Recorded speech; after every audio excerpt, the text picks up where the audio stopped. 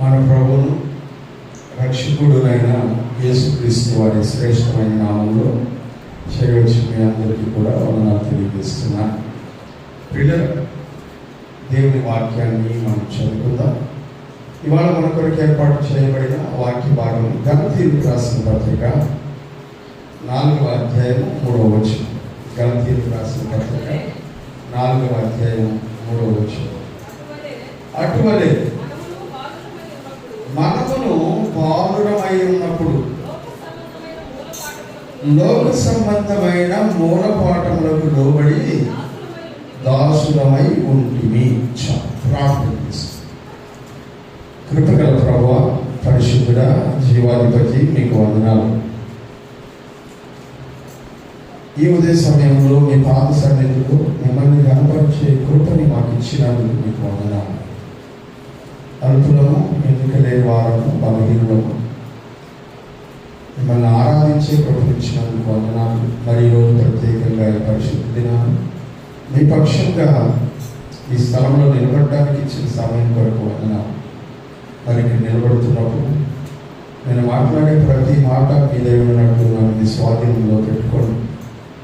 అలాగే వింటున్న సంఘాన్ని జ్ఞాపకం చేసుకొని వెనగల చెవి, గ్రహించే మనస్సు, పాటించే జీవితాలు మాకందరికీ దయచేయమని యేసుక్రీస్తు వారి శ్రేష్టమైన నామంలో ప్రార్థించి స్తుతించి అడిగి వేడుకుంటున్నాము తండ్రి. ప్రియులారా, ఈ సంవత్సరం మనం ధ్యానం చేసుకుంటున్న వాక్యాంశము బాగా గట్టిగా మూలవాక్యము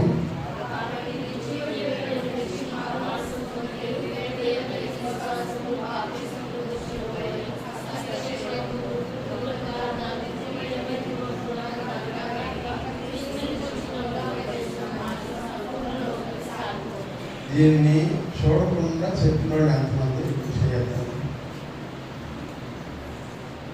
5 నెలలు అవుతున్నాం, ఇంకా వాక్యం నేర్చుకోలేకున్నాం కదా. సరే, రేపటి వారానికి చూడకుండా చెప్పడానికి సిద్ధపడాలని అనిపిస్తుంది. మనం చదువుకున్నటువంటి ఈ మూలవాక్యము ఫిబ్రవరికి రాసిన పత్రిక 6వ అధ్యాయం 1-2 వచనాల నుంచి సేకరించబడింది. ఈ వచనంలో 3 భాగాలు ఉన్నాయి. మొదటి భాగము నిర్జీవ క్రియలను విడిచుట, రెండవ భాగము క్రీస్తుని గురించిన మూలోపదేశములను మానివేయుట, మూడవ భాగము సంపూర్ణులమొకటే సాగిపోవుట. మొదటి భాగాన్ని మనం చూసినప్పుడు నిర్జీవ క్రియలు, వాటిని విడిచిపెట్టడం అనే అంశం మీద 14 వర్తమానాలు ఇంట్రొడక్షన్తో కలిపి 15 వర్తమానాలు మనం ధ్యానం చేసుకున్నాం. గడిచిన వారం నుంచి క్రీస్తుని గురించిన మూలోపదేశములను మానివేయుట అనే విషయాలను ధ్యానం చేసుకుంటున్నాం. క్రీస్తుని గురించిన మూలోపదేశములు మాత్రమే కాకుండా బైబిల్ గ్రంథంలో మూలోపదేశములు అని ఇంకా వేటి గురించి చెప్పబడి ఉన్నదో వాటన్నిటి గురించి కూడా మనం ధ్యానం చేసుకుంటున్నాం. గత వారంలో ఉపోద్ఘాతంగా మూలోపదేశములు అని బైబిల్లో చెప్పబడినటువంటి పాఠంలో 2 రకాల మూలోపదేశములు ఉన్నాయి అని మనం గమనించాం. మొదటిది లోక సంబంధమైనటువంటి మూలోపదేశములు, రెండవది వాక్య సంబంధమైనటువంటి మూలోపదేశం. లోక సంబంధమైనటువంటి మూలోపదేశములు ఏమిటి అని 1, 2, 3, 4 వరుసగా చెప్పుకుంటూ వెళ్ళాము. అలాగే ఆత్మ సంబంధమైనటువంటి మూలోపదేశములు ఏమిటి అనే విషయాన్ని కూడా వివరించుకుంటూ వెళ్ళాము. ఇవాళ ముందుగా లోక సంబంధమైనటువంటి మూలోపదేశములు లేకపోతే మూలపాఠములు అంటే ఏంటి, వీటి గురించి బైబిల్ గ్రంథం మనకి ఏమి నేర్పిస్తుంది అనే పాఠాన్ని నేర్చుకునేటువంటి ప్రయత్నం చేద్దాం. మనము చదువుకున్నటువంటి ఈ వాక్య భాగంలో ఒకనొకప్పుడు మనము లోక సంబంధంగా బ్రతికాం. లోక సంబంధమైన ఆచారాలను పాటిస్తూ వచ్చాం. లోక సంబంధమైనటువంటి అన్ని పనులు చేస్తూ వచ్చాం. ఇప్పుడు యేసు ప్రభువునందు విశ్వాసం ఉంచాం. అనగా ఆ ఆచార వ్యవహారాలు ఏవి మనల్ని రక్షించనేరవని, మనకు మంచి చేయనేరవని, కేవలం యేసుక్రీస్తునందు మనకు ఉన్నటువంటి విశ్వాసము మనల్ని రక్షిస్తుందని, మంచి చేస్తుందని మారు మనసు పొంది వాటిని వదిలిపెట్టి దేవుని వైపునికి మనము తిరిగాం. ప్రియమైనటువంటి వారు అయితే దేవుని వైపునకు మనము తిరిగినప్పటికీ కూడా మనం ఏం చేస్తున్నామంటే ఇంకా ఆ ఆచారాలు, ఆ పద్ధతులు, ఆ అలవాట్లలోనే బ్రతుకుతా ఉన్నాం. అవునంటారా కాదంటారా? అవునని ఎవరు దేవునికి స్తోత్రం చెప్తాం? దేవుడు చెప్తారు. మేము అటు బతకడం లేదండి, స్ట్రిక్ట్గా ఉన్నాం అని చెప్పి ఒకసారి గట్టిగా దేవునికి స్తోత్రం చెప్తాం. అంటే అర్థం ఏంటి?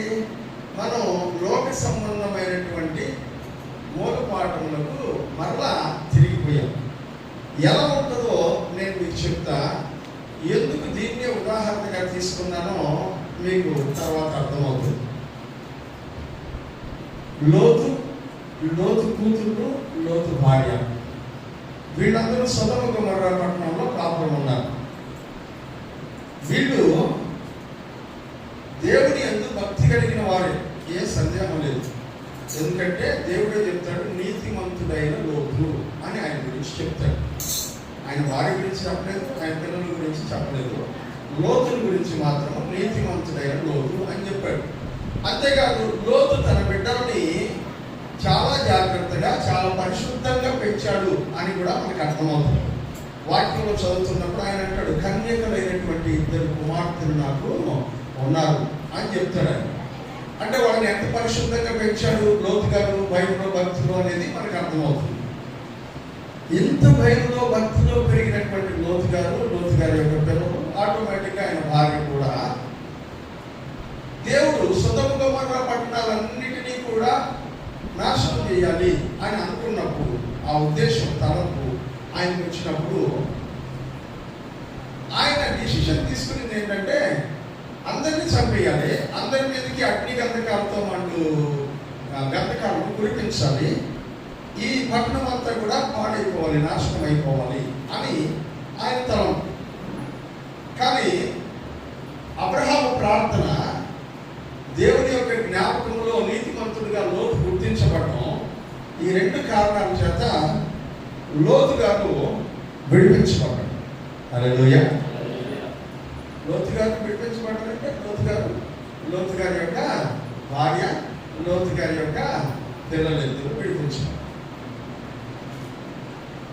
దేవుడు చెప్పాడు, ఇది పాడైపోతుంది, ఇది నాశనం అయిపోతుంది, మీరు ఈ పట్టణాన్ని వదిలిపెట్టి దూరంగా వెళ్ళిపోండి, ఇది పాడైపోతుంది, అగ్ని కాల్చేస్తుంది. లోకంలో దేవుని యొక్క అగ్ని, మహా ఉగ్రత దీన్ని కాల్చేస్తుంది. కాబట్టి దీన్ని వదిలిపెట్టి మీరు దూరంగా వెళ్ళిపోండి అని చెప్తున్నాడు.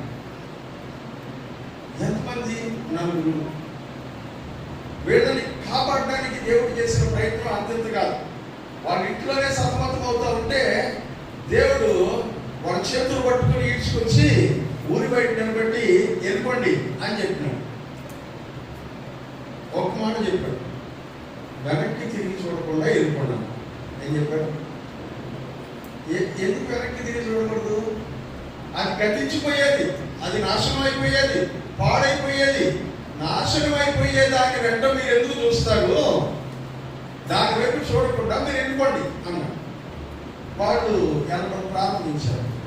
వెళ్తూ ఉండగా లోతు గారి భార్య ఏం చేసిందంట? వెనక్కి తిరిగి చూసి ఏమైపోయింది? ఉప్పు స్తంభం, సాల్ట్ పిల్లర్ అని వాటిలో రాశారు. ఉప్పు స్తంభంగా మారిపోయింది అని చూస్తుంది. ఎందుకు అంటే వెనక్కి తిరిగి చూసినందులో దేన్నైతే మనం వదిలిపెట్టి వచ్చేసామో, ఎక్కడైతే నువ్వు ఉండకూడదని దేవుడు అన్నాడో, ఏదైతే శాపగ్రస్తమైనదని దేవుడు చెప్పాడో, దేని వలన అయితే నీకు రక్షణ కలగదని దేవుడు చెప్పాడో మనం ఒప్పుకున్నామో, దాన్ని వదిలిపెట్టి వచ్చేస్తూ మరలా ఏం చేసిందంట ఆవిడ? అలా లోకం వైపు తిరిగిందంట. హల్లెలూయా. లోకం వైపు తిరగగానే దేవుడు ఆమెను ఉప్పు స్తంభముగా మార్చేశాడు. కొత్త నిబంధన గ్రంథంలో ఏమని రాశాడో తెలుసా? లోతు భార్యను జ్ఞాపకం చేసుకోండి అని రాశాడు. హల్లెలూయా. ఈ రెండు కుర్చీలు కూడా అక్కడే కొంతమంది పెద్ద కూర్చోలేని వాళ్ళు ఉన్నారు. ఆ చైర్స్ వాళ్ళు ఉపయోగపడతాయి. వచ్చే వారానికి కొత్త కుర్చీలు రావాలని, మరిగిని రావాలని ప్రార్థన చేయండి. దేవునికి స్తోత్రం. హల్లెలూయా. ప్రియులారా,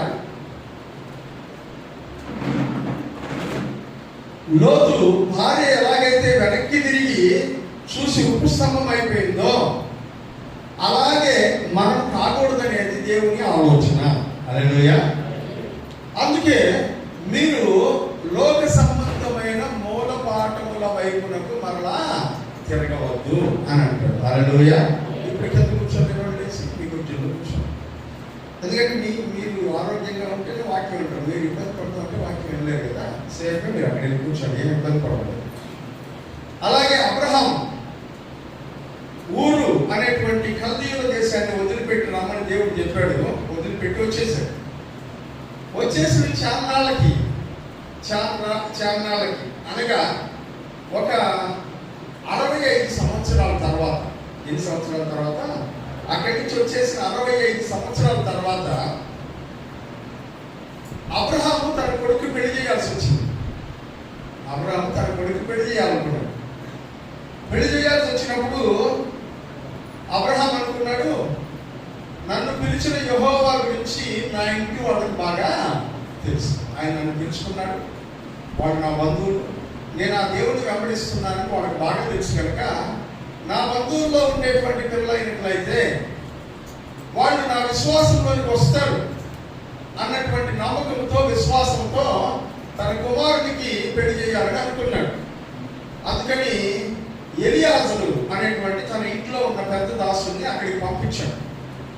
పంపించేటప్పుడు ఆయన చెప్పాడు, అక్కడికి వెళ్ళి మా వాళ్ళలో ఒక అమ్మాయిని ఎత్తికి నా కొడుకు కోసం పెళ్లికి తీసుకురా అని చెప్పాడు. అప్పుడు అబ్రహాం యొక్క దాసుడు అన్నాడు, అయ్యా నేను వెళ్తాను, బాగానే ఉంది, వాళ్ళు కూడా అమ్మాయిని ఇస్తానంటారు, బాగానే ఉంది, కానీ అబ్బాయిని మా ఇంటికి తీసుకురా, మేము చూసి అబ్బాయితో కూడా పంపిస్తాం అని అంటే, నేను అబ్బాయిని కూడా నాతో పాటు తీసుకెళ్ళాలి కదా, తీసుకెళ్ళమంటారా అన్నాడు. అబ్రహాం అన్నాడు, వాళ్ళ పిల్లలు నీకు పోయినా పర్లేదు, కానీ నా కొడుకుని ఆ ఊరికి మాత్రం తీసుకోవాలట. ఎందుకంటే నా దేవుడు దాన్ని వదిలిపెట్టి వచ్చేయమన్నాడు. నేను వదిలిపెట్టి వచ్చేసాను, మరలా ఆ లోకం తట్టు నా బిడ్డని చూడనివ్వను. హల్లెలూయా. ఇవి రెండు ఉదాహరణలు, ఇంకా చాలా ఉన్నాయి బైబిల్లో. నేను రెండే మీకు చెప్పినాను. ఒకటేమో వెనక్కి తిరిగి చూసిన వాడి గురించి, ఒకటేమో వెనక్కి తిరిగి చూడని వాళ్ళ గురించి. వెనక్కి తిరిగి చూసినటువంటి లోతు భార్య ఉప్పు స్తంభం అయిపోయింది. వెనక్కి తిరిగి చూడనటువంటి అబ్రహాం యొక్క సంతానము వేలకు వేరుగా విస్తరించింది. హల్లెలూయా. ప్రియమైనటువంటి వారులారా, వాక్యంలో అంటున్నారు, మీరు ఒకానొకప్పుడు రక్షణ లేనటువంటి వారు, ఒకానొకప్పుడు దేవుడిని ఎరగనటువంటి వారు, ఒకానొకప్పుడు లోక సంబంధమైనటువంటి ఆచారాలను మూలపాఠములను వెంబడించినటువంటి వారు, ఇప్పుడు మీరు యేసుక్రీస్తునందు రక్షించబడ్డారు, యేసుక్రీస్తునందు స్థిరపరచబడ్డారు. కానీ మీరు ఇంకా వెనక్కి తిరిగి చూసేటువంటి పనిలో ఉన్నారు. లోతు భార్య చేస్తున్నటువంటి పనిని మీరు చేస్తూ ఉన్నారు. ఇదిగో వీటిని అనుసరించడం మూలంగా మీరు ఇబ్బందులు పాలవుతారు అని భక్తుడైనటువంటి పౌలు గారు గలతీ సంఘానికి తెలియజేస్తూ ఉన్నాడు. హల్లెలూయా. ఈ తెలియజేస్తున్నటువంటి ఈ అంశంలో ఆయన ఒక పారాడాక్స్ని, ఒక ఉపమానాన్ని ఉపయోగించారు. ఏమిటి ఆ ఉపమానం అంటే, ఒక ఇంట్లో ఒక యజమానుడికి ఒక కుమారుడు ఉన్నాడు, చాలా మంది దాసులు ఉన్నారు. ఒక కుమారుడు ఉన్నాడు, చాలా మంది దాసులు ఉన్నారు. ఈ చిన్నపిల్లడు కుమారుడు ఇంట్లో ఉండి పెరిగేటప్పుడు ఎవరి దగ్గర పెంచబడతాడు వయసు వచ్చేంత వరకు అంటే దాసుల లాగా పెంచబడతాడు. హల్లెలూయా. పాత నిబంధన గ్రంథ కాలంలో కుమారుడైనా కూడా ఎలా పెంచబడాలంట? దాసులాగా పెంచబడాలి. ఎందుకంటే దాసులు ఏ రూల్స్ అండ్ రెగ్యులేషన్స్ పాటించి ఇంట్లో ఉండాలనో, కుమారుడైనా కూడా చిన్న పిల్లవాడిగా ఉండేంత వరకు, తండ్రి వారికి పెద్దరికం ఇచ్చేంత వరకు దాసుడు కుమారుడు ఒకే రకమైన హక్కులను కలిగి ఉంటారు, ఒకే విధమైన బాధ్యతలను కలిగి ఉంటారు బైబిల్ గ్రంథం ప్రకారం. ఇప్పుడు వాక్యంలో చెప్తున్నాడు, ఒకప్పుడు మీరు దాసులే. చదువుతారా 1-2 వచనాలు. మరియు నేను చెప్పినది ఏమనగా, వారసుడు అన్నిటికీ కర్త అయి ఉన్నను. ఏంటంటే వారసుడు అన్నిటికీ ఆయనదే. మొత్తం మిగతాదంతా కూడా సంపాదించిన, తండ్రి సంపాదించిన ఆస్తి అంతా కూడా వారసుడే అయినప్పటికీ కూడా బాలుడై ఉన్నంత కాలము అతనికి దాసుడికి ఏ భేదము. ఇప్పుడు మీరు రక్షించబడ్డారు, బాప్తిసం పొందారు, కానీ బానిస బతికే బతుకుతున్నారు. అర్థమైందా? రక్షించబడ్డారు, బాప్తిసం పొందారు, కానీ ఏ బతుకు బతుకుతున్నామండా? చెప్పండి గట్టిగా. ఎందుకు ఈ పదం ఉపయోగించానో మనం చదవబోయే వచనాలు మీకు అర్థమయ్యేటట్టుగా ఈ విషయాన్ని చెప్తారు. మనము బానిస బ్రతుకుతూ ఉన్నాం. 2వ వచనం చదువు. తండ్రి చేత నిర్ణయించబడిన దినము వచ్చు వరకు అతడు సంరక్షకుల యొక్కయు గృహ నిర్వాహకుల యొక్కయు తండ్రి చేత నిర్ణయించబడేటువంటి ఒక రోజు వచ్చిన దాకా కుమారుడు ఎవరి హ్యాండ్ ఓవర్ లో ఉండాలంట? చెప్పండి. అంటే సంరక్షకులు అంటే మీకు అందరికీ తెలుగు రాదు, నాకు తెలుసు. ఇప్పుడు నేను మాట చెప్తా, టక్కున అర్థమైపోతుంది మీకు అందరికీ. అప్లికేషన్ ఫారంలో పేరెంట్స్ అని రాసి మదర్ సిగ్నేచర్ అని రాస్తారు, ఫాదర్ సిగ్నేచర్ అని రాస్తారు. ఆ రెండింటి కింద 3వ పెడతారు. మదర్ ఫాదర్ కానని గార్డియన్ అంటారు. ఏమంటారు? సంరక్షకులు అంటే ఎవరంట? తల్లి తండ్రి లేనటువంటి వాడు ఎవరి హ్యాండ్ ఓవర్ లో ఉంటారంట? గార్డియన్ హ్యాండ్ ఓవర్ లో ఉంటారు. ఇప్పుడు వాడు చిన్నపిల్లవాడుగా బ్రతికినంత కాలము ఎలా వ్యవహరించాలంట? గార్డియన్ కింద బ్రతకాల. సూపర్వైజర్స్ హ్యాండ్ ఓవర్ లో అక్కడ రాశారు. 2వ పదం ఏం రాశారంట? సంరక్షకుల క్రిందను గృహ నిర్వాహకుల క్రిందను ఓవర్సియర్స్ సూపర్వైజర్స్ చేతి కింద బతకాలి. ఎందుకంటే దాసునికి వీరికి ఏ తేడా లేదు. వాడిని డిసిప్లైన్ లో పెట్టాలన్నటువంటి ఉద్దేశంతో అన్ని రూల్స్ వాడి మీద కుమారుడే. కానీ ఏమైందంట? దాసునిగా బ్రతకవలసినటువంటి పరిస్థితి. ఈరోజు సంఘంలో ఉండబడినటువంటి విశ్వాసులందరి యొక్క పరిస్థితి ఎలా ఉందంటే, కుమారుడే కానీ దాసులముగా బ్రతుకుతున్నటువంటి పరిస్థితి. దాస్యత్వం పోకడల నుంచి బయటికి రానటువంటి పరిస్థితి, బానిసత్వము నుంచి బయటికి రానటువంటి పరిస్థితి. అందుకనే దేవుని యొక్క వాక్యంలో ఈ మాటను చెబుతూ ఉన్నాడు. ఇదిగో ఒకప్పుడు మీరు బానిసలుగా బ్రతుకుతూ ఉన్నారు, బాలురమై ఉన్నప్పుడు గృహ నిర్వాహకుల యొక్క ఆధీనంలో ఉన్నాము. 3వ వచనం. అటువలే మనము బాలురమై ఉన్నప్పుడు లోక సంబంధమైన మూల పాఠములకు ఇదిగో దాసులు ఎలాగైతే అన్నిటికీ లోబడి బ్రతుకుతారో మీరు కూడా అలాగే లోబడి బ్రతికారు. అయితే 4వ వచనం. అయితే కాలము పరిపూర్ణమై ఉన్నప్పుడు దీనికి దానికి మధ్యలో లింక్ ఏంటి? అక్కడి దాకా దాసుల గురించి మాట్లాడుతున్నాడు. ఇప్పుడు వాక్యంలో చెప్తున్నాడు, కాలం పరిపూర్ణమైనప్పుడు దేవుడు ఎవరిని పంపించాడంట? తన కుమారుణ్ణి పంపించాడు. ఒకసారి గట్టిగా చేతులెత్తి స్తోత్రం చెల్లిద్దాం. హల్లెలూయా, హల్లెలూయా. ఎందుకు స్తోత్రం చెల్లించమన్నానో మీకు ఇప్పుడు అర్థం అవుతుంది. ఆయన చెప్తున్నాడు, కాలం పరిపూర్ణమైనప్పుడు దేవుడు తన కుమారుణ్ణి పంపిను. ఏ కాలం పరిపూర్ణమైందంట?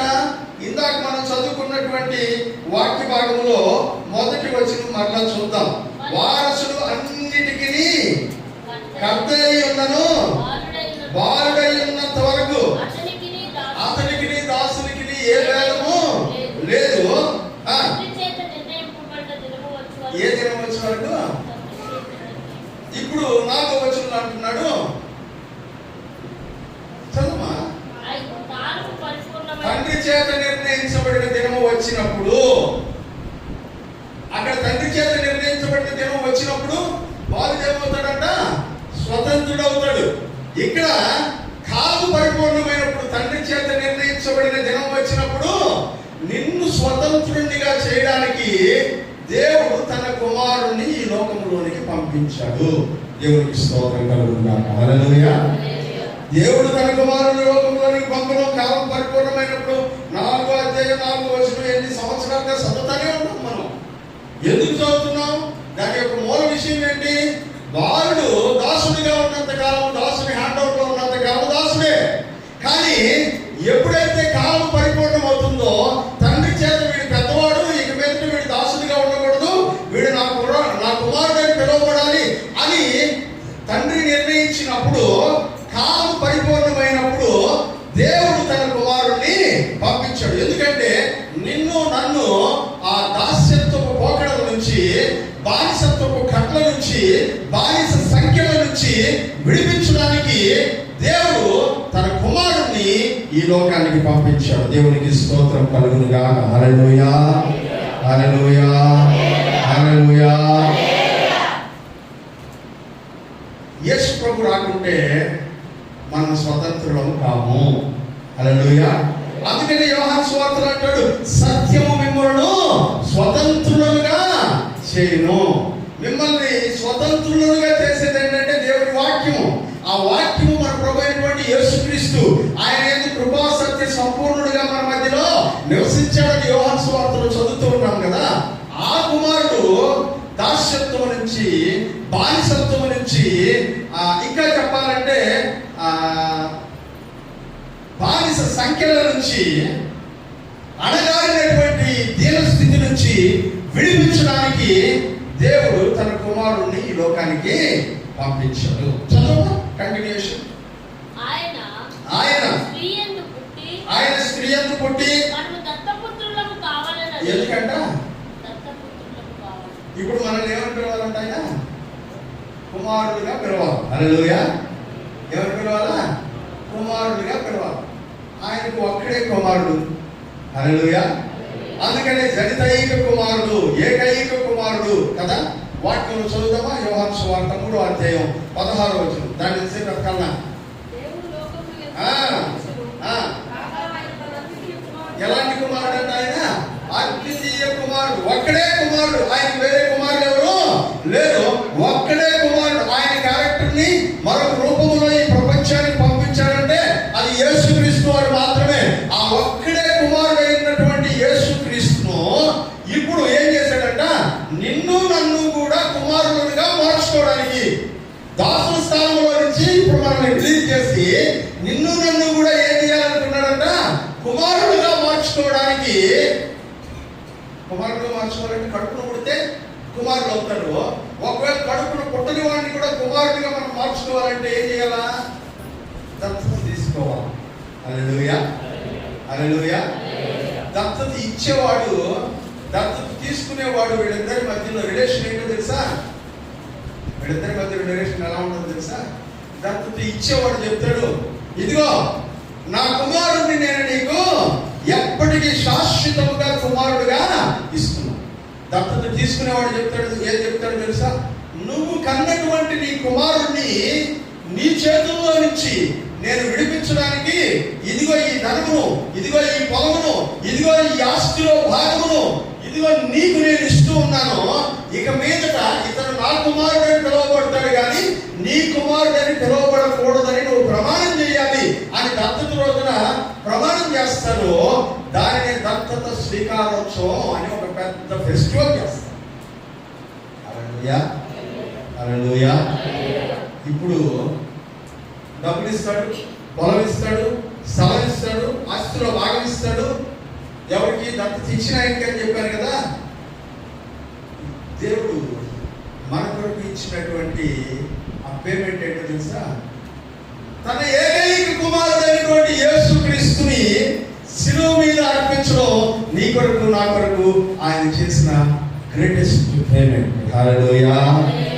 అంతకంటే గొప్ప ధర మరి ఎవరు చెల్లించలేరు. ఎక్కడో బానిసత్వంలో బ్రతుకుతున్నటువంటి నిన్ను నన్ను స్వతంత్రుడిగా చేసి తన కుమారుని అర్పించుకోవడానికి తన ఏకైక కుమారుడిని శిలువకు అప్పగించినటువంటి ఒక తండ్రి ప్రేమ, అద్వితీయమైనటువంటి తండ్రి ప్రేమతో మనము కొనబడ్డాం. హల్లెలూయా. అందుకనే వాక్యంలో హెబ్రీయులకు రాసినటువంటి పత్రికలో అంటాడు, ఇదిగో వెండి బంగారముల వంటి ఇదిగో క్షయమైపోయేటువంటి వస్తువుల చేత మీరు విడిపించబడలేదు కానీ అమూల్యమైనది నిష్కలంకమైనటువంటి గొర్రె పిల్ల అయినటువంటి క్రీస్తు రక్తము చేత మీరు విమోచించబడుతుంది అని చెప్తాడు ప్రియమైనటువంటి వాళ్ళు. హల్లెలూయా. అందుకనే వాక్యంలో చెప్తున్నాడు, దేవుడు తన కుమారుని శిలువ మీదకి పంపించి తన కుమారునికి ప్రాణత్యాగం చేయించి తన కుమారుని యొక్క రక్తాన్ని చిందించి తన కుమారుని ప్రాణాన్ని తీసి నిన్ను నన్ను దత్తత తీసుకున్నాడంట. దేవునికి స్తోత్రం కలుగును గాక. హల్లెలూయా. హల్లెలూయా. దత్తత తీసుకున్న తర్వాత సొంత కుమారుడికి ఎన్ని హక్కులు ఉంటాయో దత్త కుమారుడికి కూడా అన్ని హక్కులు ఉంటాయి. హల్లెలూయా. హల్లెలూయా. పరలోకం యేసుక్రీస్తు అయితే దేవుడు మనల్ని దత్తత తీసుకుని ఉంటే యేసుక్రీస్తు యొక్క సింహాసనంలో మనకు కూడా మాట. హల్లెలూయా.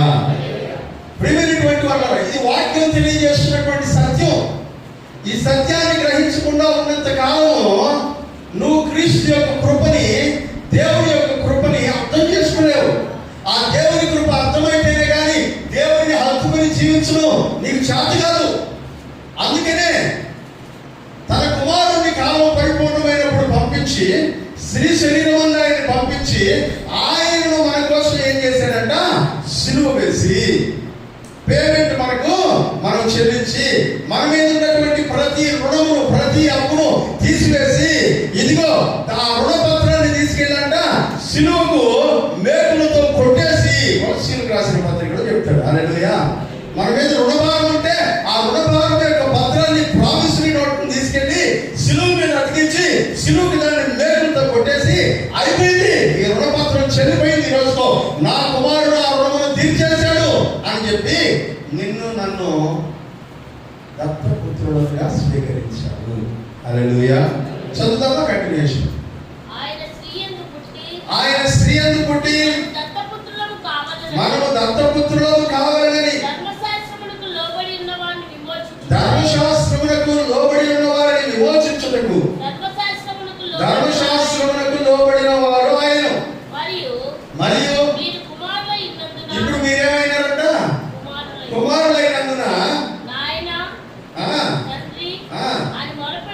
ఏమనిపిస్తున్నా చాలా బాగుంది కదా. మనం పొద్దున్న లేచినప్పుడు నుంచి ఏమని పిలుస్తామా అని ఇప్పుడు అంత డాడీ ఇప్పుడు ఏమని పిలుస్తున్నాం? చెప్పండి చెప్పండి. నాయన నువ్వు నన్ను పిలిచినారని పిలవడం. కానీ వాక్యం చెప్తుంది నాయన చెప్పండి. రెండోది తండ్రి. రెండు పోయి మనం నాయన లేదు తండ్రి. మనం తెలవడానికి ఇష్టపడుతున్నాం, వాడు పిలిపించుకోవడానికి ఇష్టపడుతున్నాం కదా. ఇప్పుడు నాయన తండ్రి అని మొరపెట్టు. తన కుమారుని ఆత్మను ఆమేన్ దేవుడు హల్లెలూయా. ఇప్పుడు మనం యేసుక్రీస్తు మాత్రమే పరలోకమందు ఉన్నటువంటి తండ్రిని నాయన డాడీ అని పిలవగలిగినటువంటి అవకాశం ఉండింది. ఎప్పుడైతే యేసుక్రీస్తు కలువరి శిలువ మీద చనిపోయాడో, ఎప్పుడైతే ప్రాణం పెట్టాడో, అప్పుడు ఆ క్షణాన ఆయనలో ఉండబడినటువంటి ఆత్మను మన హృదయంలోనికి పంపించి ఆయన మన హృదయంలోనికి పంపించినందువల్ల ఇప్పుడు మనమందరము కూడా ఏమని పిలుస్తున్నామంట? అందుకనే కదా చర్చ అయిపోయిన లాస్ట్ లో ప్రార్థన చేస్తాం, పరలోకమందున్న ఎట్టయినాడు మీ తండ్రి. యేసుక్రీస్తు నీ కొరకు చచ్చిపోయి తన యొక్క కుమారుని యొక్క స్థానంలో నిన్ను నన్ను కూర్చోబెట్టడానికి దత్తతకి చెల్లించాల్సినటువంటి పేమెంట్ డబ్బుల్ని నీ కొరకు చెల్లించినందువలన నువ్వు ఆ ఆత్మను పొంది ఇప్పుడు నువ్వు కూడా ఏమని పిలుస్తున్నావంట? నాయన, తండ్రి, ఇంగ్లీష్ లో అబ్బా, తండ్రి అని పిలుస్తున్నాము అని రాశారు. హల్లెలూయా, హల్లెలూయా. అబ్బా, తండ్రి అని పిలవగలిగేటువంటి అవకాశం ఆయన మనకి ఇచ్చాడంట. 7వ వచనం, కాబట్టి హల్లెలూయా, చెప్పండి గట్టిగా, హల్లెలూయా. ఇక మీదట మీరు ఏం కాదంట? దాసుడు అంటే పనివాడు, బానిసవు కావు. ఇప్పుడు ఏమైపోయినావంట? కాలం పరిపూర్ణమైనప్పుడు దేవుడు తన కుమారుడిని పంపించాడు. నీ కాలం పరిపూర్ణమైనప్పుడు నీ జీవితంలోనికి తన కుమారుడిని పంపించి రక్షణ, మారు మనసు, బాప్తిస్మం ద్వారా నిన్ను దత్తపుత్రుడిగా చేసుకున్నాడు. హల్లెలూయా. నా కాలం పరిపూర్ణమైనప్పుడు నా జీవితంలోనికి తన కుమారుడిని పంపించి నా కొరకు బలియాగముగా అర్పించి నన్ను దత్తపుత్రుడిగా చేసుకున్నాడు. ఇప్పుడు నాకు నాయన, తండ్రి అనే పిలిచేటువంటి అధికారాన్ని ఆయన నాకు ఇచ్చాడు. ఆ అధికారంతో నేను ఇప్పుడు రోజు ప్రార్థన చేస్తున్నాను దేవునికి. ఇప్పుడు నేను రోజు ప్రార్థన చేస్తుండేటప్పుడు నాకు గుర్తు రావాల్సిన విషయం ఏంటంటే, నువ్వు ఇంకా ఎవరి కుమారుడు కాదంట? లోకం యొక్క కుమారుడు. లోకంలో నుంచి నీ కోసం వెల చెల్లించి తీసుకొచ్చినటువంటి దేవుని కుమారుడు. హల్లెలూయా. ఇక మీద మనం దేవుడినే తండ్రిగా పిలవాలి, కానీ మనం ఎక్కడి నుంచి అయితే వచ్చామో దానిని తండ్రిగా పిలవనే కూడదు. హల్లెలూయా. అక్కడ ఒకసారి మనం దాసులు, బానిసలుగా ఉన్నాం కనుక మనం దాస్యంతో పోగడలతో అనేకమైనటువంటి ఆచారాలు, పద్ధతులు పాటిస్తూ వచ్చాము.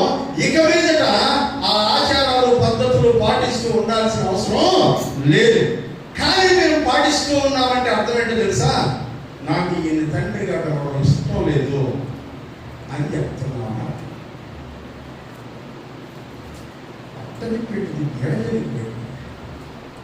అంటే అదే నిజం. హల్లెలూయా, అదే నిజం. మీరు నెల్లూరులో, చెవుడుగుంటలో సెంట్రల్ జైలు, నెల్లూరు సెంట్రల్ జైల్లో ఖైదీలందరికీ యూనిఫామ్స్, దాని మీద నెంబర్ వేసి ఉంటుంది. ఇప్పుడు జైల్లో ఉండే వాళ్ళందరికీ కొన్ని రూల్స్ ఉంటాయి.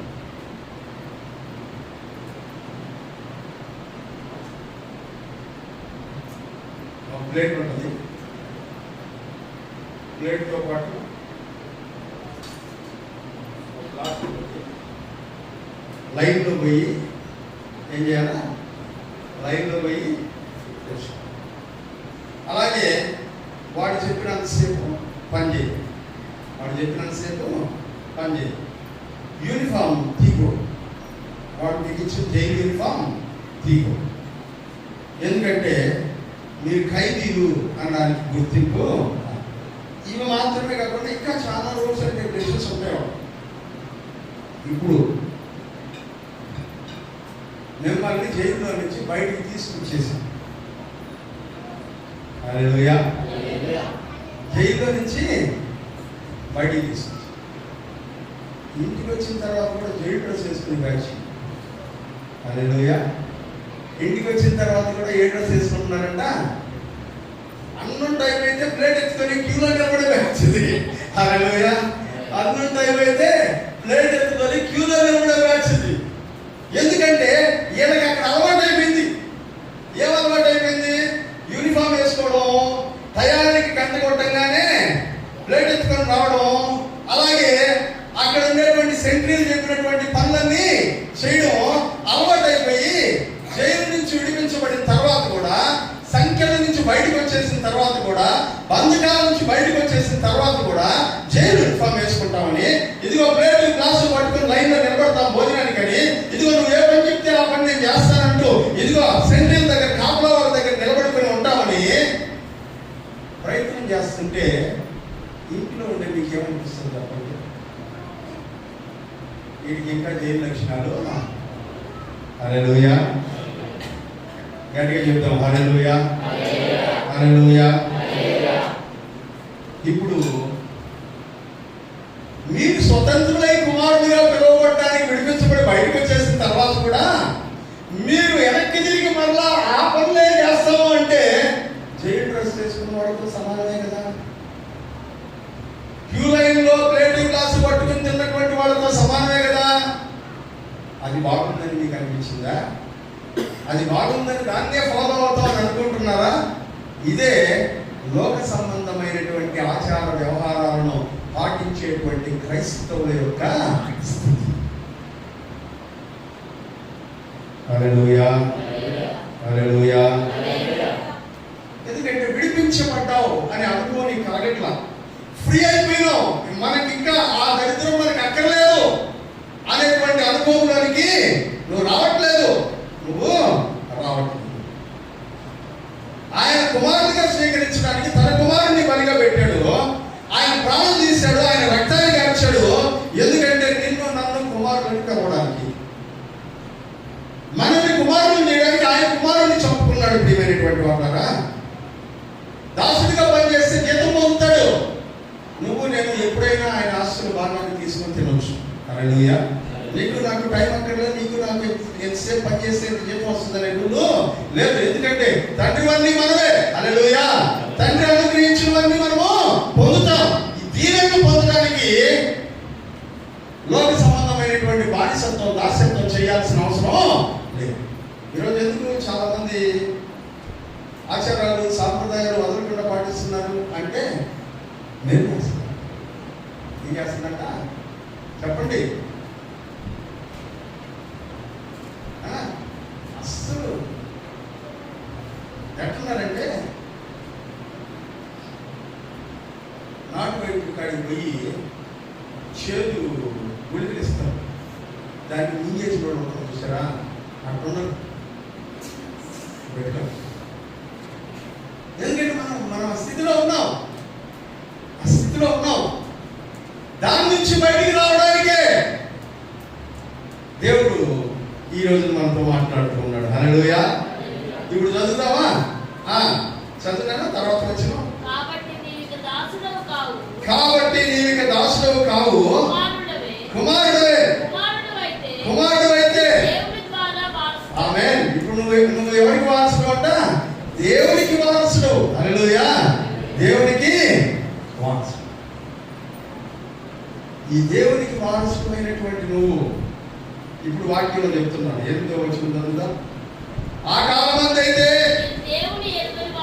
ఎవరంట మీరు? దేవుణ్ణి ఎరగని వారి, నిజమునకు దేవుణ్ణి కాని వారికి దాసులై ఉంటుంది. కానీ ఇప్పుడు మీరు దేవుణ్ణి ఎరిగిన వారు, మరి విశేషముగా దేవుని చేత ఎరగబడిన వారు కనుక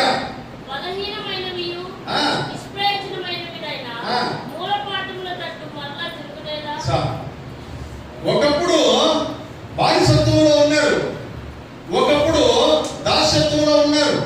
ఆచారాలు, వ్యవహారాలు, ఇది చేయాలి, అది చేయాలి, మోక్షానికి వెళ్ళడానికి, రక్షించబడడానికి, ఈ పని, ఈ సాంప్రదాయం, ఆ సాంప్రదాయం, ఆ రోజు ఈ రోజు ఇవన్నిటిని పాటించుకుంటూ మీరు బ్రతుకుతా ఉన్నారు. ఇదిగో ఇప్పుడైతే మీరు దానిలో ఉన్నటువంటి వారు కాదు, దానిలో నుంచి బయటకు వచ్చేసారు. ఇప్పుడు మీరు దేవుడిని ఎరిగిన వారు, మరి విశేషంగా దేవుని చేత ఎరుగబడినటువంటి వారు. హల్లెలూయా. అంటే వాక్యం ఏం చెప్తుంది తెలుసా?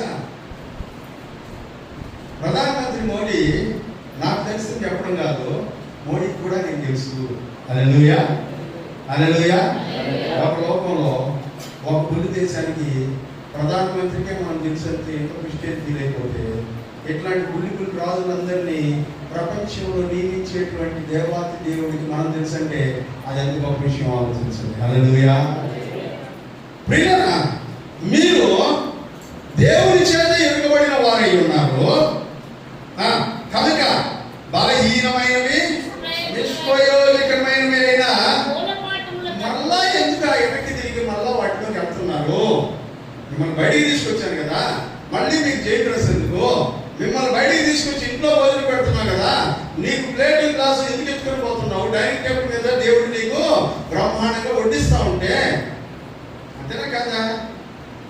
మరి అట్లాంటి స్థితిలో ఉండాల్సిన నువ్వు ఎందుకు వెనక్కి తిరిగి చూస్తున్నావు? ఎందుకు వెనక్కి తిరిగి చూస్తున్నావు? చదువునా? ఇంతకు ముందులాగా మరలా ఇప్పుడు కూడా వాటికి ఎందుకు బానిసలుగా ఉండాలని అనుకుంటున్నాడు? ఏంటంట?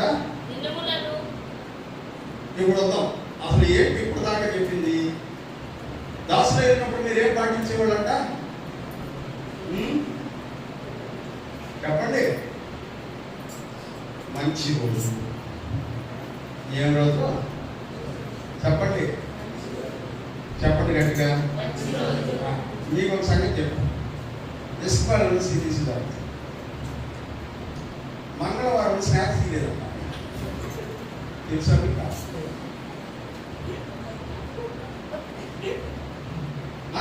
నేను సరదాగా చెప్పట్లేదు, నిజంగా. నిన్న ఇస్పాల్ నుంచి పిల్లలు వచ్చి నాతో మాట్లాడుతూ చెప్తున్నారు, మంగళవారం ఎవరు ఇవ్వలేదు స్నాక్స్. అంటే మంగళవారం అంటారు. మంగళవారం అని ఇక్కడ కూడా ఉన్నారు. మంగళవారం బ్యాచ్ నవ్వుకోవడం కాదు, ఇక్కడ కూడా మంగళవారం బ్యాచ్ ఉన్నారు. ఇక్కడ కూడా శుక్రవారం బ్యాచ్ ఉన్నారు. ఇక్కడ కూడా సాయంత్రం 7 గంటలకు పొద్దుపోతే ఏమి బయటికి రాని బ్యాచ్ ఉన్నారు. నడలేదా? మళ్ళీ ఆయన చెప్తే నవ్వుతే మిమ్మల్ని చెప్తే నవ్వబడి నవల్లా పడేదా? రోజు మంచి రోజు అంట చెప్పండి. విజయం, సత్యం, పంచమి, సప్తమి కదా. పంచాంగం బ్యాచ్ ఉండట్లేదా? ఇల్లు కట్టాలన్నా, పెళ్లి చేయాలన్నా ఏం చూడాలంట? మంచి రోజు. ఏం చూడాలంట? మంచి. దేవుడు అంటున్నాడు ఆ మూల పాఠంలో మార్పు. ఇక్కడ అన్ని నీ డైనింగ్ టేబుల్ మీద పెడితే ప్రేరెత్తుకుని పోతానంటారు. అలాంటి రోజే దొరుకుతుంది దీవెన. దేవుడు అన్నిటినీ నేను చేశాను, అన్నీ నేను చేసిన రోజులే అంటున్నాడు. నువ్వు మాత్రం ఫలానా రోజే మంచిది అంటున్నాడు. ఎందుకంటే నీకు ఒక విషయం చెప్పనా? మంగళం అంటే ఏంటి?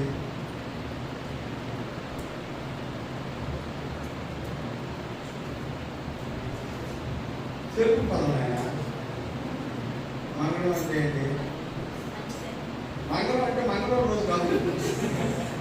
వాళ్ళు అట్లనుకునే మగషాపు నుంచి చేస్తున్నారు ఆ రోజు.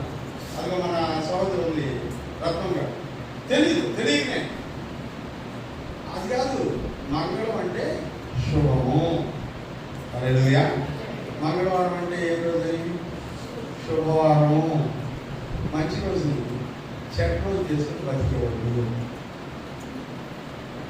దినములు తర్వాత నెలలు, దినం తర్వాత మాసానికి వెళ్ళిపోయినా దినములు మాసం. 1వ నెల, 3వ నెల, 5వ నెల, 7వ నెల, 9వ నెల, 11వ నెల. మధ్యలో 2, 4, 6, 8, 10 ఏమైపోయింది? 5 సంఖ్యలు కాదా? 5 సంఖ్యలు కాదా? మరి ఎందుకని దేవుడు చెప్తున్నాడు? ఒక ఇంట్లో, ఒక కుటుంబంలో ఒక చనిపోయినాడు. అనంతలో మా ఇంట్లో మా నాన్నగారు చనిపోయినారు 2000 సంవత్సరంలో. 2000 సంవత్సరం ఆగస్టు నెల 26వ తేదీ చచ్చిపోయాడు మా నాన్న. నాకు పెళ్లి చేయాలనుకుంటున్నారు. చాలా మంది ఉంటారు కదా బ్యాచ్, మంగళవారం బ్యాచ్ ఉంటారు కదా. వాళ్ళు వచ్చి అమ్మా చేస్తే 1వ సంవత్సరం లోపల చేసి, ఏంటంటే 1వ సంవత్సరం పోయే లోపల చేసి, లేదంటే 3వ సంవత్సరంలో చేయి. ఏ సంవత్సరంలో? 3వ సంవత్సరం. తప్పితే 5, తప్పితే నా పెళ్లి జరిగింది ఏంటి చెప్తాను. లెక్కేసి 2003 సంవత్సరం సెప్టెంబర్ నెల 4. ఇప్పుడు లెక్క ఏంటి? ఎన్నో సంవత్సరాలు జరిగింది? లెక్క పెట్టండి. 4వ సంవత్సరంలో హల్లెలూయా. 3 దాటేసాం, 4లోకి ఎంటర్ అయినాం. కావాలనే పెట్టుకున్నా. నేను అబద్ధం కాదు. మా బాబాయ్ గారు ఒక ఆయన ఉన్నారు. ఆయన ఇట్లాంటి ఆయనే, దినాలు, రోజులు, నెలలు. ఈ డేట్ని పివి అన్నయ్య గారు, అయ్యా ఎప్పుడు పెళ్లి పెట్టుకోవాలి, మీరు డేట్ ఇవ్వండి అన్న. నీకేదైనా సెలక్షన్ డేట్ ఉందా అని అడిగాడు. నాకేం సపరేట్ సెలక్షన్ ఏం లేదండి, ఏ డేట్ అయినా పర్లేదు అన్న. అట్లయితే సెప్టెంబర్ 4వ తేదీ పెట్టుకో, 5వ తేదీ పాస్టర్స్ మీటింగ్ జరుగుతుంది, పెళ్లి చేసుకుని నేను పాస్టర్ మీటింగ్ వదిలేస్తాను అని చెప్పినాను. ఓకే అని చెప్పినాను. నేను 4వ తేదీ పెళ్లి డేట్ సార్ ఫిక్స్ చేశారు అని ఇంటికి వెళ్ళి చెప్పగానే ఆ విషయం మా బాబాయ్ ఒక ఆయన ఉన్నారు, ఆయన చెప్పినారు. అని చెప్తే ఆయన అర్జెంటుగా పోయి క్యాలెండర్ తీసేసినాడు. ఈ క్యాలెండర్ కాదు, ఇంకొక క్యాలెండర్ తీసినాడు. ఇంకొక క్యాలెండర్ తీసి అమావాస్య రాహుకాలం 12 గంటలకు రాహుకాలం వస్తుందన్న. పెళ్లి ఆ టైంలో జరుగుతుంది క్రిస్టియన్ మ్యారేజ్. మీరు నమ్ముతారో లేదో, నేను అదే రోజు పెళ్లి చేసుకున్నా. దేవునికి స్తోత్రం, హల్లెలూయా. దేవుడు మంచి బిడ్డలను 3 ఇచ్చాడు. దేవునికి స్తోత్రం కలుగును గాక, హల్లెలూయా. మా పెళ్ళై 24 సంవత్సరాలు అవుతుంది, ఇంకా బాగానే ఉన్నాం. దేవునికి స్తోత్రం కలుగును గాక, హల్లెలూయా. ఇదిగో నా కుటుంబాన్ని దేవుడు మీ ఎదుట ఇంతవరకు ఆశీర్వదించాడు. దేవునికి స్తోత్రం కలుగును గాక, హల్లెలూయా. నన్ను ఏం చేయలే రావుకాలం, నన్ను ఏం చేయలే యమగండం, నన్ను ఏం చేయలే అమావాస్య. దినములు, సంవత్సరాలు చదువు. నాకు ఇంకొక డౌట్ కూడా ఉంది. 50 సంవత్సరాలు పాటించేవాళ్ళు 1వ తరగతి చదవండి, 2వ తరగతి చదవాలి, 3వ తరగతి చదవండి, 4వ తరగతి చదవాలి, 10వ తరగతి అసలు చదవాలి. చదవకూడదు కదా మన లెక్క ప్రకారం. మా అన్ని అనుకుంటుంది ఎంత ఆఫరో నాకు, ఎందుకంటే నెక్స్ట్ ఇయర్ నేను 10th వెళ్తున్నాను కదా అనుకుంటాను. చదవాకండి. కుదరుతుందా? మరి దాంట్లో కుదరదు. ఆలోచించండి. నెలలు, సంవత్సరాలు, తర్వాత చదవనా? ఏ కాలాలంట? ఉత్సవ కాలాలు, పండుగలు, యానివర్సరీస్. పైసారి చెప్పినాను కదా, బర్త్డేస్, యానివర్సరీస్. ఈరోజు మా నేను చెప్పుకో, ఈ బర్త్డే, గాడ్ బ్లెస్ యూ. దేవుడు నేను మంచిగా ఆశీర్వదించాలని కోరుకుంటున్నాను. అయితే ఈ సెలబ్రేషన్స్ ఇంపార్టెంట్ కాదు, పండుగలు, ఉత్సవ కాలాలు మనకి ఇంపార్టెంట్ కాదు. చదువునాను. సంవత్సరం ఇందాక చెప్పినాను కదా, దినములు, మాసములు, సంవత్సరములు మీరు పాటిస్తూ ఉన్నారు. హల్లెలూయా. పౌలు భక్తులు చెప్తున్నారు గలతీ సంఘానికి, మీరు పాటిస్తూ ఉన్నారు. దీని వలన ఇన్ని రోజులు నేను పడిన ప్రయాసము వ్యర్థమైపోయి మీరందరూ నరకానికి వెళ్తారేమో అని నాకు భయంగా ఉంది. చదువునాను. మీ విషయమై నేను పడిన కష్టము వ్యర్థమైపోవునేమో అని మిమ్మల్ని గురించి భయపడుచున్నాను. ఇంకా మీరు అదే వ్యవహార శైలిలో ఉంటే మీరు నరకానికి వెళ్ళిపోతారేమో అని భయం వేస్తుంది నాకు. ఎందుకంటే మీరు స్వతంత్రులైనట్టుగా, కుమారులైనట్టుగా వ్యవహరించట్లేదు, ఇంకా బానిస బతుకులే బతుకుతాం అని మీరు అంటూ ఉన్నారు కాబట్టి అంటారు. హల్లెలూయా, హల్లెలూయా. ఇప్పుడు ఇంకొక వచనం మనం చూద్దాం. కొలస్సీ పత్రిక 2వ అధ్యాయం 20వ వచనం.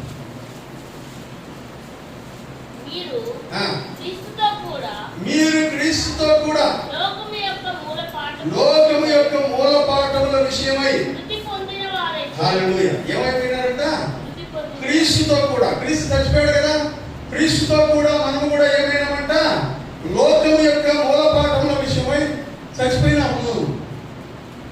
రోమ పత్రిక 6వ అధ్యాయము 6వ వచనం చూద్దాం.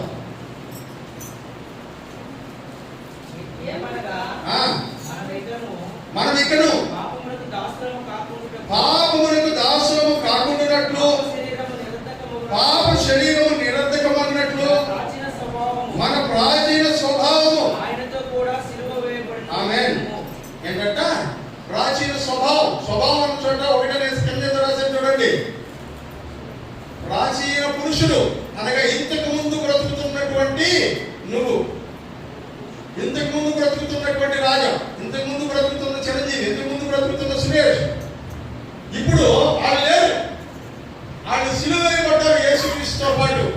ఇప్పుడు మనం దరిద్రం అయిపోయినాం. చదవమా, కంటిన్యూషన్. చనిపోయిన వాడు పాపమునకు పాప విముక్తుడని తీర్పు పొంది ఉన్నాడు. చచ్చిపోయిన వాడు ఏమైపోయినాడంట? వాటి నుంచి ఫ్రీ, విడుదల పొందేశాడు. ఇక మీద మనల్ని ఏమీ చేయలేదు. హల్లెలూయా. లోక ఆచారం, లోక సాంప్రదాయం, లోక పద్ధతి ఇక మీద మనల్ని ఏమీ చేయలేదు. వాటి విషయం మనం ఎప్పుడో చచ్చిపోయిన బాప్తిసం తీసుకున్న రోజే వాటి విషయమై చచ్చిపోయినా నీళ్ళు వదిలేసాం. మనము క్రీస్తుతో కూడా చనిపోయిన ఎడల మృతుల్లో నుండి లేచిన క్రీస్తు ఇకను చనిపోడని మరణమునకు ఆయన ఇక మీదట ప్రభుత్వం లేదని ఎరిగి ఇక మీదట యేసు ప్రభు బ్రతికినట్టు మనము బ్రతికాం. మరణానికి యేసు ప్రభు మీద ఎప్పటికీ అధికారం లేదు. అలాగే మన మీద కూడా మరణానికి అధికారము లేదు.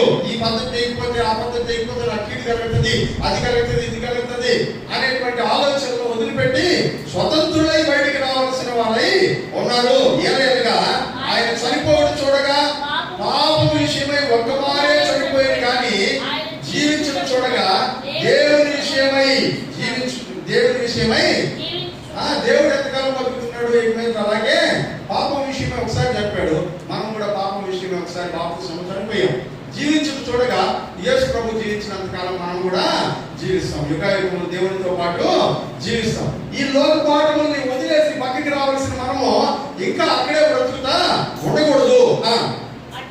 అటువలే మీరు పాపం విషయమై మృతులై ఉండగాను దేవుని విషయమై క్రీస్తు యేసునందు సజీవులుగాను మిమ్మల్ని మీరు కూడా అట్లాగే అనుకోండి. యేసు క్రీస్తు ఎలాగైతే పాపాల విషయం చచ్చిపోయాడు, నేను కూడా ఈ లోక సంబంధమైన ఆచార వ్యవహారాల విషయమై చచ్చిపోయాను, ఇక మీద బ్రతికేది క్రీస్తు కొరకే అని నిర్ణయం తీసుకోండి. 12వ వచనం.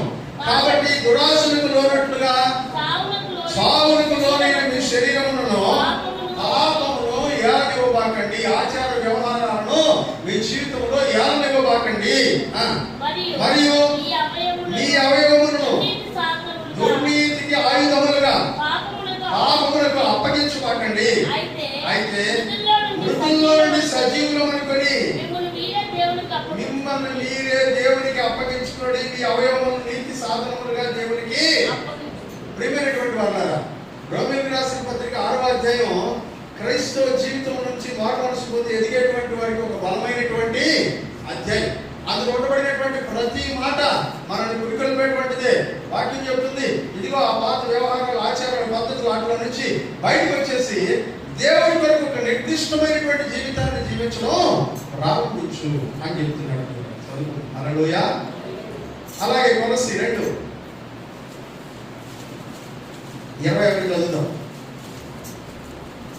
మీరు క్రీస్తుతో కూడా లోకం యొక్క మూలపాఠముల విషయమై మృతి పొందిన వారైతే లోకములో బ్రతుకుచున్నట్లుగా మనుషుల ఆజ్ఞలను పద్ధతులను అనుసరించి ఏంటంట? మనుషుల ఆజ్ఞలను పద్ధతులను అనుసరించి ఏమేం చేస్తారంట? ఏం చేత పట్టుకోకూడదు చెప్పండి. దాని చేత తాగబాక, చేత పట్టుకోవద్దు, ఏం చేయకూడదంట? రుచి చూడబాక, తాగబాక, ఏంటంట? అంటూ ఏంటంట? ఎవరిని ఇంట్లో చనిపోయినారు అనుకోండి, వాళ్ళు ఏం పడ్డారంట? అంటు పడ్డారంట. వాళ్ళింటికి మరణాలు కొడుకు, వాళ్ళు మన ఇంటికి పాటించే వాళ్ళు ఉండరు. ఇంకా చర్చికి రాకుండా అంటు ఇంట్లో కూర్చున్న బ్యాచ్ ఉంది. అదేమంటే ఎవరన్నా ఏమన్నా అనుకుంటారు, ఊరంతా దిగ్గేసి కానీ చర్చికి మాత్రం షాపింగ్కి వెళ్ళవచ్చు, షికారుకి వెళ్ళవచ్చు, డ్యూటీకి వెళ్ళవచ్చు, కానీ చర్చికి వస్తే మాత్రం ఉండరా బ్యాచ్? నేను మళ్ళీ వేదిక సాక్షి చెప్తున్నాను. మా నాన్న ఆగస్టు నెల 26వ తేదీ చచ్చిపోయినాడు. భూస్థాపన ఆదివారం జరిగింది. శుక్రవారం రోజు కోడూరులో ఉపవాస ప్రార్థనకు పోయింది. ఆదరించుకోవడం వల్ల నేను శుక్రవారం రోజు ఉపవాస ప్రార్థనకి వెళ్ళిపోతుందో ఉపవాస ప్రార్థన జరిపి చూసినాం. ఆ తర్వాత ఆదివారం రోజు ఆదివారం ఆరాధన జరిగి చూసాం. అంటే కోడూరు సంఘం ఇంకా వృద్ధి చెందుతూ ఉందే. దేవుడికి స్తోత్రం. హల్లెలూయా, హల్లెలూయా. మన ఊళ్ళో ప్రణితి వాళ్ళ ఆయన ఎస్టరమ్మ గారు చనిపోయినారు. ఆ రోజే మా చెల్లెల్ని ఇస్తారు.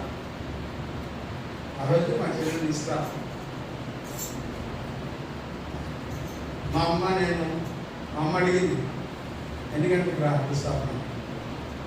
మా సార్ వస్తాను అడిగి ఎలా నువ్వు సార్ వస్తే ఆయనతో బిజీ అయిపోతావు, నేను వచ్చి చూడాలని ముందు నన్ను తీసుకెళ్ళి అని నేను మా అమ్మ ఇద్దరం ఎస్కేరం దగ్గరికి వెళ్ళి భూస్థాపన ఆరాధనలో పాల్గొని ప్రార్థన చేసి ఇంటికి వచ్చినాం. జాన్ సార్ వాక్యం చెప్పాడు. ఆ రోజు నేనే దగ్గర ట్రాన్స్లేషన్ చేసి భూస్థాపన ఆరాధన జరిగే వరకు అక్కడ ఉండి ఆ తర్వాత ఇంటికి వచ్చి మా ఇంట్లో క్లీన్ చేసి నిశ్చితార్థ కార్యక్రమాన్ని కంటిన్యూ చేశాం. మా చెల్లెలు మా బావగారు అర్థంలో క్షేమంగా ఉన్నారు. దేవునికి స్తోత్రం కలుగునుగాక. హల్లెలూయా, హల్లెలూయా. ఇంకా ఉండగా అడ్డు యాక్చువల్లీలో ఇంకొక మాట కూడా ఈ సందర్భంగా చెప్పేస్తున్నా. సందర్భం వచ్చింది కనుక భూస్థాపన ఆరాధన అయిపోయిందా, మీ ఇంట్లో ఇంకా ఏ కార్యక్రమం జరగాల్సిన అవసరం లేదు. ఆదరణ కూటం కూడా పెట్టుకోవాల్సిన అవసరం లేదు. బైబిల్ ప్రకారం గుర్తుపెట్టుకోండి, ఆదరణ కూటం కూడా జరగాల్సిన అవసరం లేదు. ఎందుకంటే అది దేవుని వాక్య క్రమం కాదు. విశ్వాసం అయిపోయింది, ప్రార్థన చేసేసాం, అయిపోయింది అంతే. ఆదరణ తగ్గించాల్సిన దేవుడు సంఘం. సంఘం వాళ్ళ ఇంటికి వెళ్ళి కూర్చొని ప్రార్థన చేసి మీరే ఒక భోజనం తీసుకెళ్ళి వాళ్ళకి పెట్టి, వాళ్ళు అనుకోలేదు కదా, వాళ్ళు ఎప్పుడు వాళ్ళ కష్టాలు బాధలు పడతారు కదా, మీరు ఒక ముందు పెట్టేసి వచ్చేయండి. అంతేగాని వాడి చేత 70,000 80,000 ఖర్చు పెట్టి ఫ్యాక్టరీని తెప్పించుకొని అందరూ తీసి ఆదరణ కూడా మీకు ఆదరణ వాళ్ళకి బాధలేదు. అవునా కాదా? ఎన్నప్పుడు 5 దాకా 10 సంవత్సరాలు ఏం ఆదరించుకోవడం? మరి ఆయన పెట్టుకుంటారు వాళ్ళు అంటు కడిగేసుకోవడానికి. ఎందుకంటే చెప్పండి అమ్మా, చెప్పడం అయితే ఏం కడిగేసుకోవడానికి? అంటు కడుక్కోవడానికి. నీకు నాకు ఏమంటారుగా వేసుకోవడం లోపల నుంచి విడిపించబడ్డాం. దేవుడి కొరకు నమ్మకస్తులు అయితాకోటి మన స్వతంత్రం విడిపించబడ్డాం. ఇటువంటి వాటికి అవకాశం లేనే లేదు. హల్లెలూయా. ఇటువంటి వాటికి అవకాశం లేదు. చదవడానికి అవసరం కంటిన్యూ ముగించుకున్నాం. అవన్నీ ఏమైపోతాయంట? ఆ వస్తువులన్నీ వాడుకోవడం వల్ల నశించిపోతాయి. అట్టి స్వేచ్ఛారాధన విషయంలో, స్వతంత్రంగా దేవుడిని ఆరాధించేటువంటి విషయంలో, వినయం విషయంలో, దేహ శిక్ష విషయంలోనూ జ్ఞాన రూపకమని ఎంచబడుతున్నాయి. కానీ శరీరేచ్ఛ నిగ్రహం విషయంలో ఎంత మాత్రమో ఎంచదగినవి. వాటిని అసలు పట్టించుకోకూడదు. ఇవి లోక సంబంధమైన మోపదేశములు. హల్లెలూయా, హల్లెలూయా. ఇంటికి పునాదులు వేసేటప్పుడు, ముందుతో వేసేటప్పుడు ఏం వేస్తారంట? ప్రార్థన చేసి ఒక రాయి పెట్టేసి కట్టుకుంటే అయ్యా నేను తరపు చెప్పేయా, అంతేనే కాదా? దాంట్లో ఏం వేస్తారంట? పాలు, దాంట్లో నవధాన్యాలు, పంచలోహాలు అన్నీ కలిపి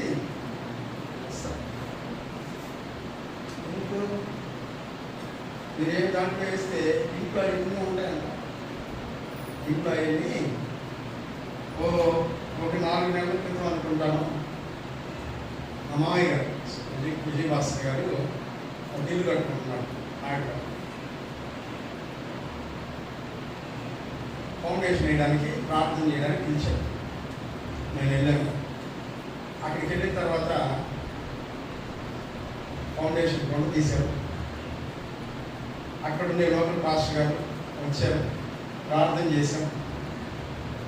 ఏదో పెద్దవాళ్ళ చేత ఒక రాయి పెట్టించాం, అయిపోయింది. బయటకు అలా వచ్చేస్తామంటే ఒకళ్ళు అడిచారు, దీంట్లో ఏం వేసేది లేదా ఏంటంట. ఇంకేమి అమ్మాయి అన్నాడు, మనం వేసింది రాయి చాలు, దాంట్లో రాళ్ళు ఉంటే చాలు, ఇల్లు పడిపోకుండా ఉంటే చాలు, ఇంకేమి వేయాల్సిన అవసరం లేదు. హల్లెలూయా. 3 ఫ్లోర్లు స్లాబ్ అయిపోయింది. దేవుని స్తోత్రం. హల్లెలూయా.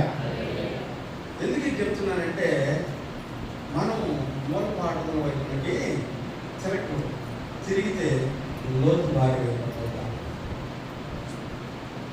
తిరిగితే లోతు బారి మనుషుల పద్ధతులని దైవోపదేశములను పాటిస్తాం. దేవుని నామాన్ని అవమానకరంగా జీవిస్తున్నటువంటి పరిస్థితి. వీటి నుంచి బయటకు రావాలని దేవుని వాక్యము తెలియజేస్తుంది. హల్లెలూయా. నాకు ఇప్పుడు మీ దగ్గర నుంచి ఒక మంచి మాట కావాలి. ఏంటి ఆ మాట అంటే, మేము విడిపించబడిన వారము అని చెప్పండి. గట్టిగా చెప్పండి. మేము జైలు యూనిఫామ్ వేసుకోము. చెప్పండి. వచ్చే గిన్ని పట్టుకొని మేము క్యూలో నిలబడము. ఎందుకంటే అవి దేవుని ఆశీర్వాదాలు కావు. హల్లెలూయా. ఇక మీదటైనా ఈ ఆచారాలు, పద్ధతులు 3 రోజులు, 10 రోజులు, 11 రోజులు వదిలి దేవుని వరకు వాక్యానుసారంగా నమ్మకంగా బ్రతకండి. లోక సంబంధమైన మూలపాఠాలను మాని తలవంచని క్రీడలు ప్రార్థన చేస్తుంది. చెప్పబడినటువంటి ఈ వాక్యం నాకు తెలుసు చాలా మందికి ఇబ్బందిగా ఉంటుంది. అందరూ మోకరించగలిగినాడు, మోకరించడం ప్రార్థన, మోకరించలేనాడు కూర్చోండి, మీ ప్లేసెస్ ఇబ్బంది లేదు. కానీ ప్రార్థనలో ఏకీకరించడం నేను చెప్తున్నటువంటి నాకు కూడా శ్రద్ధ. మీరు యేసుక్రీస్తు అనబడిన తన కుమారుడి యొక్క రక్తం చేత కాలం పరిపూర్ణమైనప్పుడు మిమ్మల్ని విడిపించాడు బానిసత్వంలో నుంచి, లోకం నుంచి, లోక పద్ధతుల నుంచి, లోక కార్యాల నుంచి, వ్యవహారాల నుంచి విడిపించి మీరు మరలా వెనక్కి తిరిగి వాటికే బానిసమై ఉంటామని ఎందుకు అనుకుంటున్నారో తెలియదు. లోక సంబంధమైన మూలపాఠములను వదిలిపెట్టమని దేవుని వాక్యం హెచ్చరిస్తాం. ఒకవేళ ఈరోజు ఇక్కడ మోకరించినటువంటి మీరు ఇట్లాంటి విషయాల్లో మేము ఇంకా పాటిస్తున్నాం, మేము ఇంకా ఇట్లాంటి అనుసరిస్తున్నాం, మా ఇంట్లో వాళ్ళు పని మీద బయటికి పోయేటప్పుడు మేము ఎదురొస్తాం, మా బిడ్డలు ఎక్కడన్నా రోడ్ల మీద కింద పడిపోతే అక్కడికి పోయి అప్డేట్ తీసుకొస్తాం, ఇంకా రకరకాలైనటువంటి మూలపాఠాలు ఉన్నాయి కదా, వాటిని ఇంకా చేస్తున్నట్లయితే ఈ మూలపాఠాలు మానేస్తే కానీ మీరు సంపూర్ణ అవ్వలేదు. వాటి నుంచి విడిపించడానికే యేసుక్రీస్తు తన పరిశుద్ధమైనటువంటి రక్తం చేత మిమ్మల్ని కడిగి తనను తన శిలువ బలియాగంగా అర్పించుకున్నాడు. నిన్ను నన్ను కుమారుడిగా స్వీకరించడానికి తన కుమారుడిని ఆయన శిలువ మీద బలిపెట్టాడు. ఆ త్యాగం వృధాగా పోకుండా ఉండాలంటే మూలపాఠాలను విడిచిపెట్టాలి. చిన్న పద్ధతి ఇప్పటిదాకా మనం పాటిస్తున్నటువంటి ప్రతి లోక సంబంధమైన మూలపాఠం, ప్రతి ఆచారం, ప్రతి వ్యవహారం విడిచిపెట్టాలి. అది దేవుని యొక్క ప్రణాళిక, అది దేవుని యొక్క ఆలోచన. కానీ ప్రియులారా, జ్ఞాపకం పెట్టుకున్నాం, ఈ వాక్యాన్ని జీవితాంతం హృదయంలో ముద్ర వేసుకున్నాం. ఈ వాక్యానుసారంగా బ్రతికేటువంటి ప్రయత్నం చేద్దాం. ఒక నూతనమైనటువంటి ఒరవడిని దేవుని నామ ఘనత వరకు మనం సృష్టించేటువంటి ప్రయత్నం చేద్దాం. ఎందుకంటే ఆయన కార్యములు నూతనమైనవి, మనం కూడా నూతనమైన క్రియలు వెంబడిద్దాం. దేవుని వాక్యం కొరకు ప్రార్థన చేసుకుందాం. మన మధ్యలో ఉన్నటువంటి